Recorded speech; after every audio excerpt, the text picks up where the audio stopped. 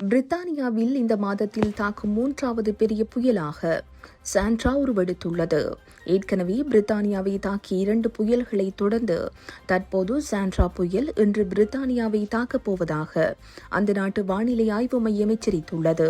இதன் காரணமாக வட அயர்லாந்தின் கிழக்கு பகுதிகளுக்கு செவ்வாய்க்கிழமை காலை 5 மணி முதல் இரவு 9 மணி வரை எச்சரிக்கை விடுக்கப்பட்டுள்ளது. மணிக்கு 120 கிலோமீட்டர் வேகத்தில் காற்று வீசக்கூடும் என்பதால் கடலோர பகுதிகளில் பாரிய அலைகள் எழுந்து வீதிகளுக்குள் புகுந்து அதிக சேதங்களை ஏற்படுத்தலாம் என்று எதிர்வு கூறப்பட்டுள்ளது.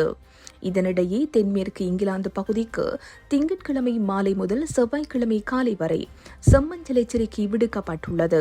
இங்கு 30 முதல் 50 மில்லிமீட்டர் மழையும் உயர்ந்த பகுதிகளில் 80 மில்லிமீட்டர் வரையும் மழை பெய்யக்கூடும். ஏற்கனவே நிலம் அதிக ஈரப்பதத்துடன் உள்ளதால் உடனடியாக வெள்ளம் ஏற்படும் அபாயம் உள்ளது. மத்திய மற்றும் வடக்கு இங்கிலாந்தின் மலைப்பகுதிகள் மற்றும் ஸ்கொட்லாந்தில் பலத்த மழை பெய்யும் அதேவேளை அது பனியாக மாறவும் வாய்ப்புள்ளது.